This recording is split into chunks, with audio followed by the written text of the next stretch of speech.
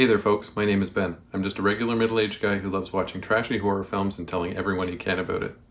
I've been reviewing movies for my friends on Letterboxd for quite some time, and I've decided to start making these short videos in hopes that I can either turn you on to something new that you haven't seen before, or warn you against watching something that you shouldn't, and hopefully make you laugh a little bit along the way.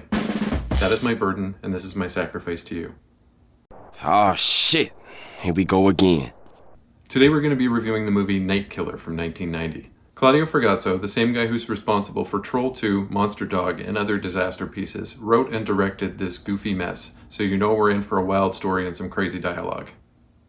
Some dude wearing a monster mask and wielding a clawed glove is assaulting and killing women. His go-to kill move seems to be shoving his gloved hand right through people's chests, which should be awfully hard to do considering A, he's human, and B, the claws on his glove appear to be made of rubber whenever he isn't killing someone.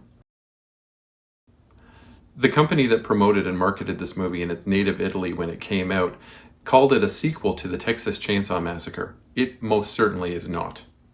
One morning, after her daughter was taken to school, local mother Melanie Beck is looking at her boobs in the mirror, as one does. I can't show you that.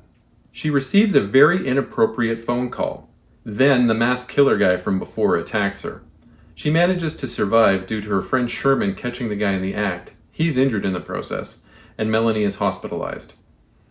On her way home from the hospital, some creep drives up beside her and aggressively propositions her while openly drinking whiskey. Honey, sweetheart! Woo! She speeds off, but he pursues her, leading to a hilarious scene in the ladies' restroom.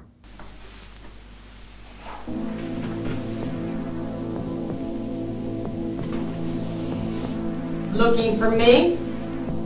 I want to be friends. You always try to make friends in the ladies' bathroom?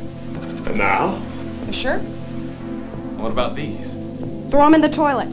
What? Do it! I got molested in the little boy's room. She speeds off again, and again he pursues her. This time he catches her trying to commit suicide on the beach. He stops her and takes her hostage in his apartment. He's not a good guy. In interviews, Claudio Fragasso stated that he wanted to make this a suspenseful psychological thriller, not a gory slasher movie. His production company thought it sucked though and made him add the gore afterwards. A game of cat and mouse takes place between the police and Melanie's captor Axel, and he continues to torture her. The writers really try to push the idea that Axel is the masked killer on us. This leads us towards the reveal of the identity of the killer, and an ending twist that not only sucks, but it's also dangerous and insulting to mental health professionals.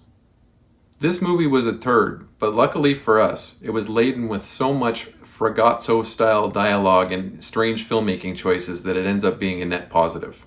It's definitely worth a watch once, and remember, if you're ever questioning your lot in life, you can always just stand in the mirror and stare at your own boobs. Ooga! This movie is just bad enough to be good, and that's good enough for me. I rate it a 7 out of 10. Yes. A friend of mine suggested that I add a catchphrase to the end of my videos.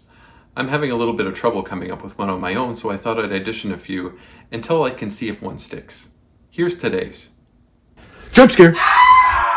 As always, a link to my Letterboxd will be in the video's description. Please like, comment, and subscribe as it does help my channel grow. Smell you later, nerds. Pretty please.